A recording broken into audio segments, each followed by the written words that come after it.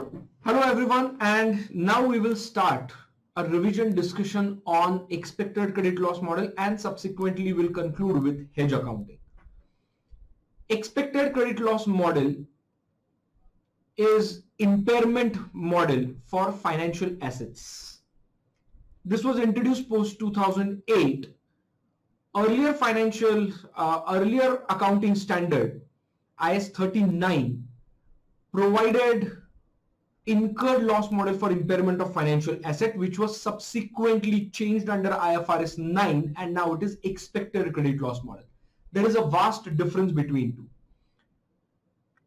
Expected credit loss model, it is not a loss financially incurred by an entity on any of the financial asset. This is the loss in credit of the counterparty to whom we have given money, lent money, or we have deposited some money with him which are recoverable in cash. Such money, how much amount is expected to be lost? We are not calculating how much amount is expected to be lost directly. This is indirect calculation, how the credit rating of that counterparty is, how it is expected to decline over the period of that loan, and that loss we are converting into number. We are quantifying that credit loss, and that we are calculating, or we are saying this is expected credit loss model. How to calculate credit loss? Many of us, being individual also, we have our credit scores. So CIBIL is a credit bureau which calculates individual credit score. This is calculated by all credit bureaus in India, outside India also. So you have your credit rating. If any default happens from you, so let's say delay in payment of credit card dues, or late payment of any of the loan installments, your credit rating declines. That is a loss in credit. So that loss we are talking about. That loss in credit, we have to expect that how much loss is expected over the period, over the tenure of that entire loan asset or that financial asset.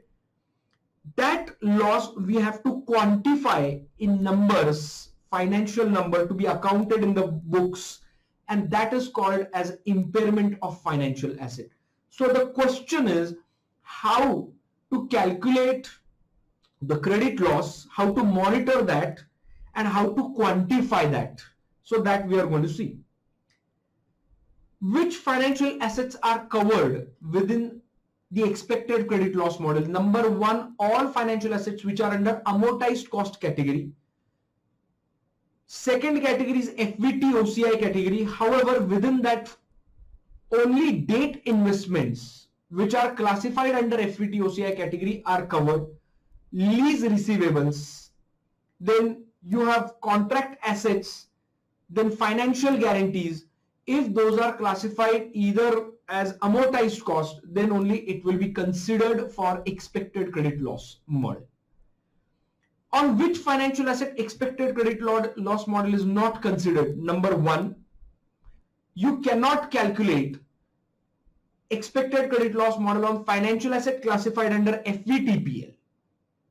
Second, more importantly, investments in equity shares of another entity. We will never calculate impairment loss on equity investments. It may be classified under FVTPL or it may be classified under FVTOCI. One thing is very simple and straightforward. The amount or the financial assets which are classified under FVTPL are fair valued on each reporting day. So there is no requirement to calculate impairment loss separately. So those are ignored. FVT OCI equity instrument, they are never routed through P&L. Their gain or loss which is accumulated, which is non-transactional at the moment, is never recycled through P&L. So equity investments which are classified under FVT OCI, such gain or loss on such equity instrument is never reclassified through P&L, and that's why it is out of the scope of impairment. It will never hit your P&L in any case. That's why the losses on that will also should also not hit P&L. So equity investments are excluded from this scope. However, equity investments in subsidiary, joint venture and associate, in those cases where entity has chosen an option to account for it at cost as given in IAS 27, we had seen this in classification. If we have chosen cost approach as given in IAS 27, neither FVTPL nor FVTOCI, then less impairment loss, we called it as other than temporary diminution. That is an impairment loss. That impairment loss is calculated as per IAS 36, impairment of non-financial asset. The same standard we'll have to apply for calculating the impairment losses on such investment in subsidiary, joint venture and associate, which are measured at cost in a separate financial statements. All right. Now the question arises, what is expected credit loss? As I explained what is expected credit loss already, but how do you quantify that? So there is one method which is given by the standard. Standard says you will have to calculate the cash shortfall, anticipated cash shortfalls. You will have to anticipate these cash shortfalls. If you have originated the financial asset, it may be loan asset, loan to employee, loan to subsidiary, loan to any company, any deposits, lease deposits, whatever it is. You have originated it now, the cash shortfall are not there at all. Over the remaining period of that loan or that deposit, you may have a cash shortfall. That cash shortfall you have to anticipate, and then a portion of that you will have to provide. So how do you calculate that cash shortfall? The cash shortfall is calculated as your contractual cash flows. The contractual cash flows are given in the contract. Financial instrument is a contract. Financial asset is a contract between two parties. So there the contractual cash flows are given. You have to anticipate what would be the expected cash flows. These will be given in the contract. In front of that, you will have to plot what is expected cash flows. If there are any due date delays, or there are any defaults which will delay the payments, that we will consider for the shortfall. We will calculate that shortfall and it will be present value that will be considered as ECL. This is one of the method. Another simplistic way I will tell you to remember from an exam perspective, ECL is calculated by this way. ECL is equal to EAD. EAD is exposure at default. Exposure at default at the rate of reporting. So we are calculating this ECL at reporting date. So that, let's say we'll decide that's a exposure, that's a default date. So if the counterparty makes a default as on that date, what is the total exposure? So that total outstanding amount, that has to be multiplied by this. This is in the percentage form. Loss given default. It is what? Loss given default. If counterparty defaults the payment, how much I will actually lose? Because I will not just let it go. I may have a security against it kept with me. I will sell it out. I will recover the amount.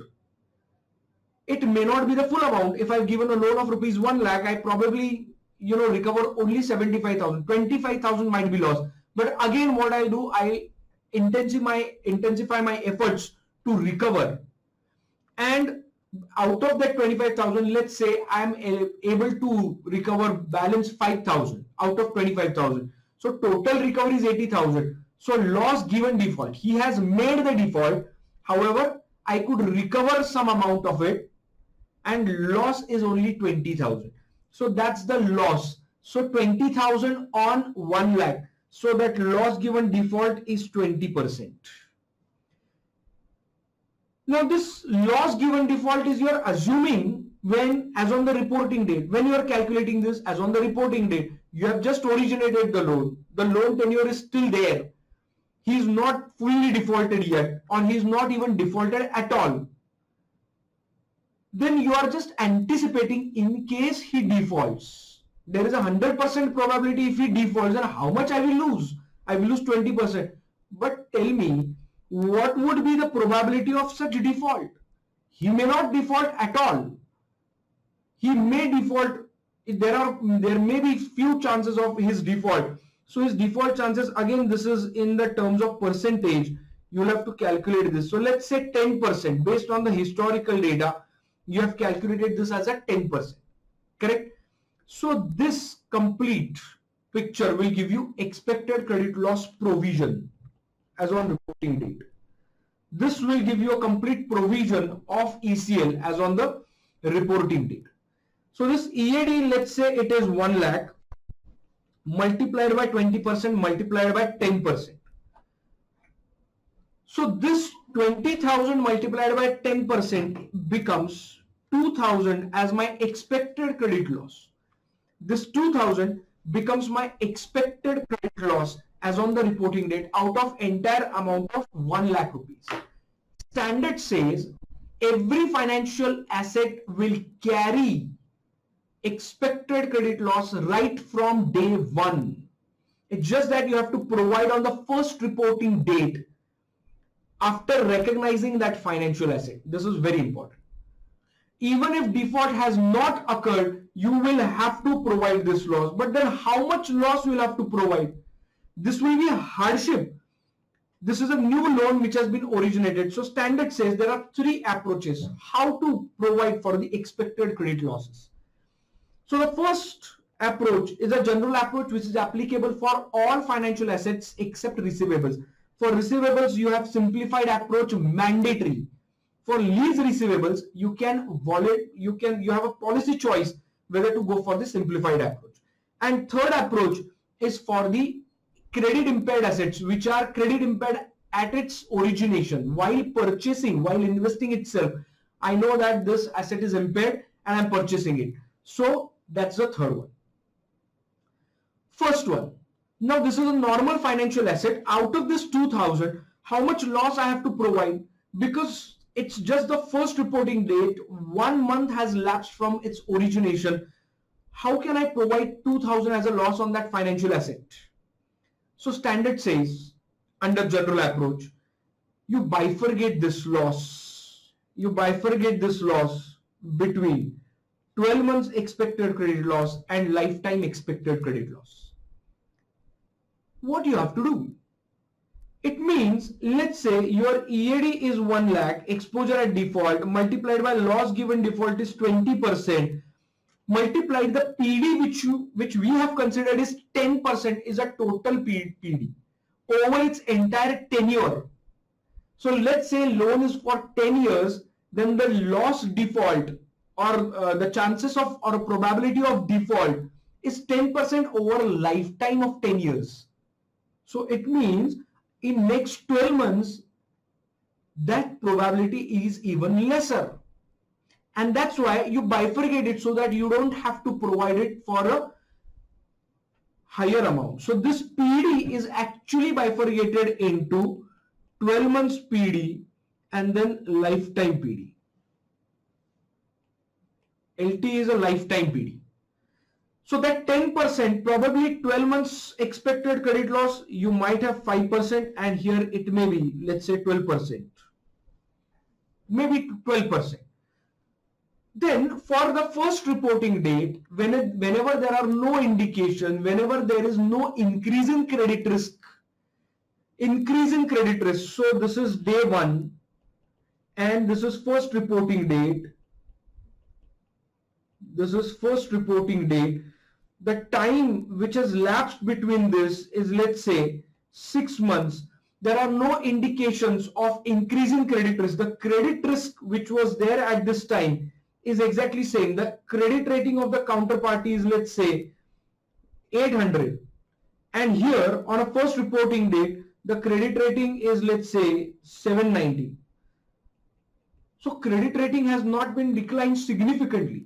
So my credit risk is not increased at all. So I have to still provide this 12 months expected credit loss. You cannot say that I will not provide expected credit loss at all. I will not provide impairment loss at all. Standard says you have to provide. And this is as a result of whatever the situation has happened in 2008 financial crisis. Because of that, standard says you recognize minimalistic impairment loss whenever there are no indications at this point of time. We are not waiting for any kind of indication for providing loss. We used to do that earlier. That hampered a lot. Not many banks got bankrupt, and that's why we don't want to take that kind of a risk again. And so you have to provide minimum loss at the first reporting date. It may be of a 12 months expected credit loss. It will be minimalistic, but every financial asset will have to be provided with this kind of a loss other than receivables. Now then, lifetime expected credit loss, that has further two categories. So let's say this is category number 1. I'm sorry. There are further two categories, category number 2 and category number 3. This second category is further divided into sub 2 categories. So how to move from this particular category to this and from this category to this, when to do that, and how the loss should be increased. So we'll discuss this. Standard says these are the 3 stages. From stage 1, it's always the first stage when the entity first provides this loss. There is no increase in significant increase in credit risk at all. Now you will have to monitor this credit risk. Otherwise, you will not be able to understand when the credit risk has increased significantly or it has not been increased significantly. So you have to monitor that credit risk.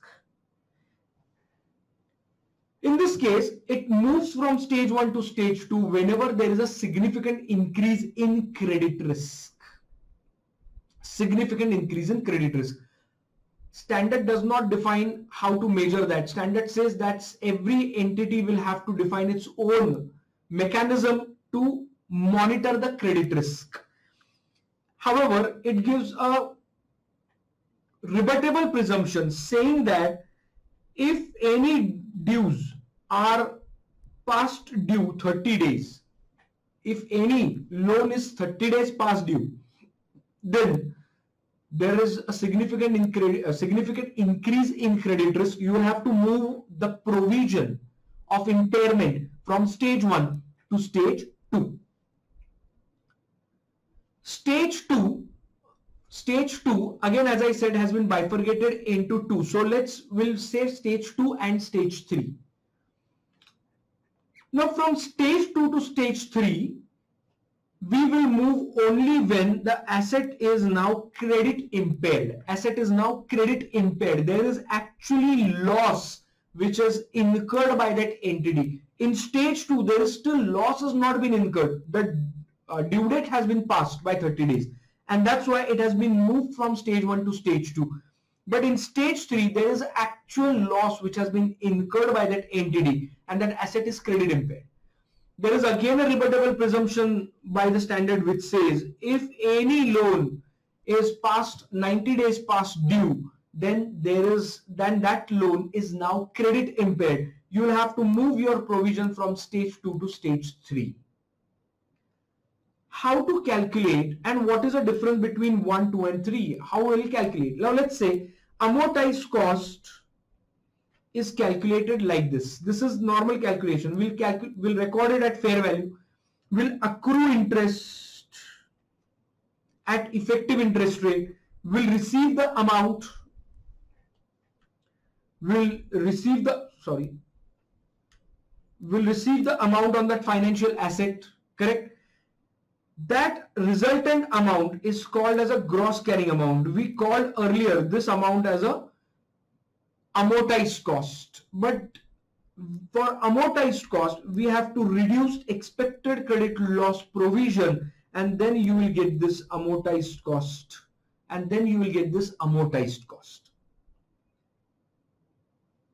Now, what is difference we were talking about in stage 1, 2 and 3?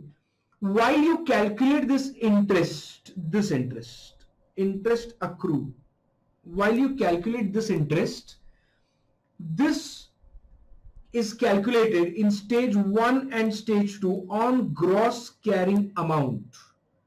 On this amount you calculate. On this amount you will have to calculate the interest. As far as India is concerned, we do not provide interest on the assets which are NPAs, which are classified as non-performing assets. So we do not have a habit of accruing interest. It's not the case under IFRS. You will accrue interest on gross carrying amount before the amount which is earlier or before we have written off the expected credit loss. However, in stage 3, you will calculate the interest on this amount. You will calculate the interest on amortized cost after writing off the loss provision. Correct? So this is the difference between stage 1, 2 and 3. This was applicable to all financial assets which are within the scope of expected credit loss model except receivables. For receivables, you have to use the simplified approach. What is simplified approach? If you see here, we used to monitor the credit risk. From stage 1 to stage 2, we will move only if there is a significant increase in credit risk. But for receivables, it is difficult to monitor the credit risk. Generally, those are either because of short term in nature, or even if those are in long term in nature, individual receivable by receivable, the costs are probably larger than the benefit. And that's why monitoring of the credit rating may not be feasible for receivables, and that's why they have suggested simplified approach. Simplified approach is nothing but, they say, you calculate expected credit loss like this. Expected credit loss is equal to exposure at default multiplies by loss given default multiplied by lifetime probability of default. So whatever the loss is there, you don't have to bifurcate between 12 months and lifetime. Entire loss is lifetime. Entire loss is lifetime. You do not bifurcate it between 12 months and lifetime, even if it is more than 12 months. So this is mandatory for the receivables. Now, even if the receivables are large in number or this kind of a methodology is given, even this may be difficult for the receivables. So there is a practical expedient. You can create a provision matrix, which we used to do earlier. That provision matrix you have to define, and based on the categorization or age and aging analysis, you have to undertake the aging analysis for receivables, not past due, or let's say 0 to 30 days, 30 to 90, 90 to 120, etc., etc. This categorization, you will have to assign number. Now, how this number is arrived? This is very important.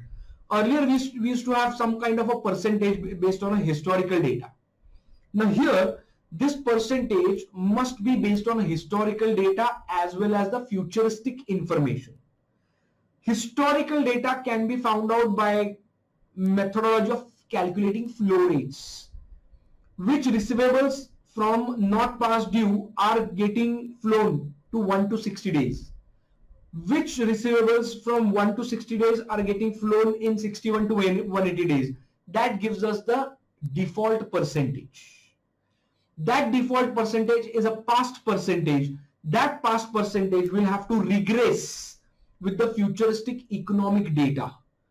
That regression analysis will have to run on this percentage, and this percentage will be adjusted for the futuristic information, and then this percentage is available for providing a losses on a provision matrix basis.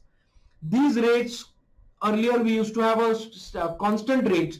These will have to be revised on a regular basis. These will have to be revised on a regular basis. Generally, expected credit loss model is built by a risk analyst. Risk modeler. He will design a risk model for us, but for examination, these kind of information will be given to us We just have to understand the basic logic of it and provide the answer for the same. This is what expected credit loss is all about. Now we will start our discussion with hedge accounting. Now if you see, I'll give you quick examples on transactions, and then quickly we will discuss what is hedge accounting, what is hedging, and what are the parameters of hedge accounting. Now, this is the first contract in the balance sheet. The first column which you are looking is the line item from the balance sheet. All these are different transactions. The first 10% fixed interest bond investment. I have invested in 10% bond where interest rate is fixed. Second, I've invested in 1000 equity shares of M&M purchased at rupees 200 per share. Third is a highly probable forecast sale, which I've already entered into that contract, which is having value of 1000 USD, which is not my functional currency. Functional currency is INR. And last is 6% floating interest denominated in again a foreign currency, which is yen, repayable after 5 years. So if you see all these transactions, 1, 2 and 4 are on balance sheet. Fourth is liability, 1 and 2 are asset. Third one is off balance sheet. It is not yet recorded on my books. However, including 3, 1, 2, 3 and 4, all 4 transactions have some or the other financial risk. Because of this transaction, there is some kind of a risk involved, which every entity would like to mitigate that risk. So let's say 10% fixed interest rate bond investment will have credit risk. If the counterparty goes bankrupt, then what do? That's a credit risk. Interest rate risk. This interest is fixed. If market interest rate goes beyond 10%, then I have a loss in this instrument. If market rate reduces, then I have a profit. That's okay, but there is a volatility in this. So the fair value of this bond investment will keep fluctuating. Fair value of equity share will keep fluctuating. In a third transaction, the USD versus INR rate will change, and whatever I have anticipated for that USD 1 lakh, it may change in coming future. Even though the transaction is not yet occurred, it is highly probable. 6% floating interest rate loan denominated in yen. Again, the same thing. How much I have to pay, it depends on your interest rate, it depends on your foreign currency rate. So all these are different types of risk which actually I am facing because of these contracts, which either on balance sheet or off balance sheet. I would like to mitigate risk with some kind of a contract, and those contracts are generally the derivative contracts. So these derivative contracts act such that they will share the same risk which is given by the original contract. However, with the change in that risk, if on the underlying, that is on the first contract which is on balance sheet, because of which the risk is there, if I have a loss, this derivative with the same risk, I will have a gain. If one, I have increased losses, I will have reduced losses on derivative. So with the same risk in one contract underlying, if there is a loss on the derivative contract, there will be a profit. They will mitigate each other. Economically, they will help me to reduce losses. This entire activity is called as a hedging activity. This is called a hedging activity. In most of the companies, many companies who are also doing the cross-border transaction, etc., they undergo this hedging activity. Now, what these contracts are called as, the line item in balance sheet or off balance sheet, because of which the risk arises, is called as the hedged item. This is 99%, this is a non-derivative contract. Only in certain cases it will be a derivative contract, but that's extremely rare. It's only for the written option can be considered as a hedged item, but otherwise in all scenarios it will be a non-derivative instrument. It may be on balance sheet item, it may be off balance sheet item, it may be financial, it may be non-financial also. Correct? So it may be on balance sheet, it may be off balance sheet, it may be financial instrument, it may be non-financial instrument as well. Correct? Non-financial asset or liability. So this is called as a hedged item, because of which the risk arises. The risk which I would like to hedge is called as a hedged risk. And the instrument with which I would like to restrict the loss arising out of that risk from hedged item is called as a hedging instrument. This is in most of the cases a derivative instrument. However, in only one case, it could be non-derivative instrument where there is a foreign currency risk involved. And if you would like to mitigate your foreign currency risk, then you can enter into a non-derivative financial instruments also to mitigate these risks. This is called as a hedging activity. What will happen in financial instruments accounting? Measurement, initial and subsequent. Derivative instrument will be initially measured at fair value. If hedged item is financial instrument, it will be initially measured at fair value. If it's non-financial instrument, it may be it will be measured as per the respective standard. Subsequently, if it's a financial instrument, hedged item, then it will be measured as per the respective category, either amortized cost, FVT OCI financial asset, and or FVTPL. Either of these three categories. For financial liabilities, amortized cost, or FVTPL. If it's a derivative instrument, it has to be through P&L. So it will be accounted in the same way. However, this creates a mismatch, which we had seen earlier as well. This creates a mismatch. So hedging activity creates an accounting mismatch. Removing that mismatch is called as a hedge accounting. Removing that mismatch is called as a hedge accounting.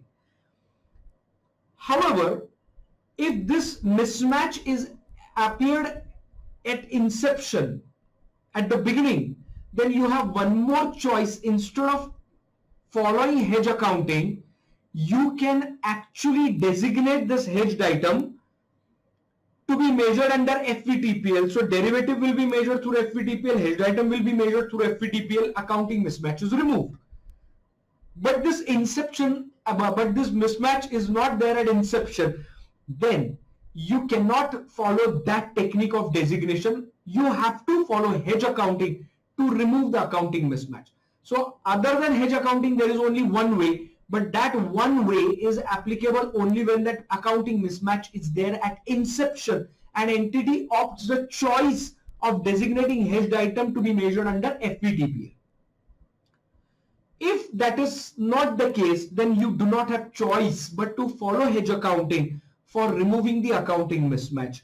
Even if your economic objective or intention is getting satisfied by reducing the loss, it will be over the period of that instrument.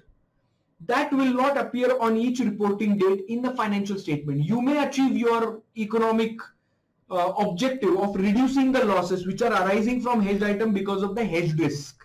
You will achieve that economic objective, but it will not be reflected in the financial statements because derivative will be measured at FVTPL and this will be measured at your normal amortized cost category or other category.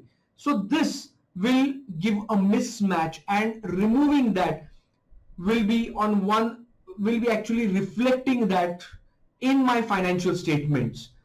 So that economic objective, once we decide to reflect that in the financial statement, it will appear in my financial statements. Correct? So that is called as a hedge accounting. So what is hedge? It's the same thing which we have explained here. So items due to which the risk arises are called as hedged item, and the items which mitigates the risk are called as a hedging instrument. These are generally the derivative instrument. However, non-derivative instrument can be used only in case there is a foreign currency risk. What is hedge accounting exactly? So removing accounting mismatch means, how can you remove the accounting mismatch?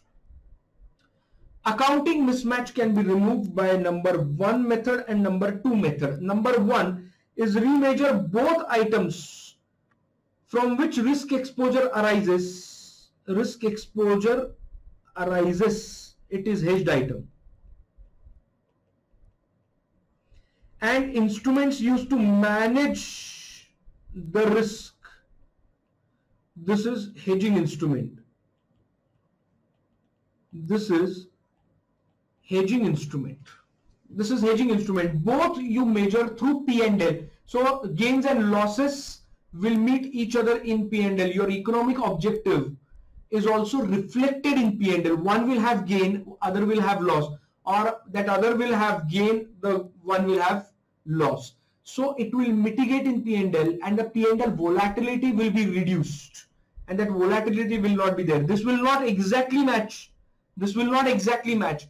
Gain or loss will not exactly match unless and until it is a perfect hedge, perfect economic hedge. Only at that time it may not affect P&L at all, but otherwise there will be some kind of ineffectiveness that will remain in profit and loss account.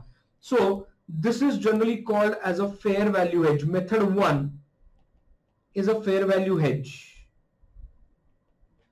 Fair value hedge actually lowers the fair value fluctuations. It lowers the fair value fluctuation or fair value risk which is arising out of the underlying, that is hedged item. Second method is defer the recognition in profit and loss account of certain gains and losses on derivatives by recognizing them in OCI. So what happens? There is a hedging instrument. There is a hedging instrument. This hedging instrument may be your derivative, or it may be non-derivative in case of a foreign currency risk. And if this is the case, your cash flow has not yet hit your financial statements. So unless and until it comes and hits your financial statements, like highly probable forecast say, cash flow has not yet hit your balance sheet or your financial statements. In such case, what you will have to do is you will park the gain or loss on derivative or non-derivative financial instrument in other comprehensive income till the time your underlying, that is hedged item, which may be off balance sheet at that point of time, or the cash flow has not yet hit your financial statements, till that time it will be parked in other comprehensive income, and that reserve we call it as a cash flow hedge reserve. We call it as a cash flow hedge reserve. We call it as a cash flow hedge reserve. All right. So these are the two methods. So we call it as a cash flow hedge model. That amount we call it as a reserve, but this method is called as a cash flow hedge model or cash flow hedge. So these are the two, and third one is also there. The third one is called as a net investment in hedge. Net investment in hedge. Generally, this is applicable where there is an investment in a foreign operation. It may be subsidiary, joint venture, or associate. So whenever I invested today, I may dispose of the investment after 10 years, but during that time, the foreign exchange might have fluctuated a lot. So it should not happen that whatever investment I have made, profits I have earned in that particular entity, while I sold it, the foreign currency has devaluated much and I've got the same amount. So I may enter into a derivative or a non-derivative contract to mitigate the foreign currency risk, which may be appearing here. So these are the three types of hedge accounting models. Wherever you would like to mitigate or restrict the risk of a fair value, then you can actually follow the fair value hedge. Here, you will have to designate your underlying hedged item also to be measured through profit and loss account. So when you can do that, this is not mandatory. Hedge accounting is not mandatory. It is voluntarily. If you want to apply, you can apply, but you cannot discontinue it voluntarily. As per IFRS 9, you cannot discontinue it voluntarily. Once you start applying the hedge accounting, you will have to satisfy a lot of conditions. There is hedge accounting documentation which you will have to maintain. There is hedge effectiveness testing which you will have to undertake on a regular basis. So this is very, very important. So retrospective hedge effectiveness testing and prospective, both you have to undertake. A lot of other statistical data you'll have to use for calculating that. In examination, you will be given the amounts. It's just that they will ask what will be the accounting in case entity follows hedge accounting, entity does not follow hedge accounting. If you do not follow hedge accounting, there will be volatility in P&L. If you follow hedge accounting, there will not be any volatility in P&L. In cash flow hedge, that gain or loss will be parked in OCI, so there will not be any P&L volatility at all. Methodology for these two is exactly the same. So till the time the net investment in foreign operation I dispose it off, the cash flow hits my financial statements. Till the time the derivative or non-derivative instrument, I keep it in my financial statements. I fair value that on a regular basis, but gains and losses are parked in other comprehensive income. Till the time I dispose it off. So methodology for cash flow hedge and net investment hedge is exactly the same. Correct? In fair value hedge, both underlying hedged item and hedging instrument, you will have to measure it through P&L. So they will meet each other gain or loss in P&L in the same period. In cash flow hedge and net investment hedge, you will remeasure the hedging instrument and park the gain or loss in OCI because there is no hit from the hedged item yet. So this is hedge accounting. For any questions, you can definitely write me a mail. I will upload this on the, or these books are there on the Google Drive. I've given you the link in the comment section, so you can download these from the Google Drive. Thank you so much.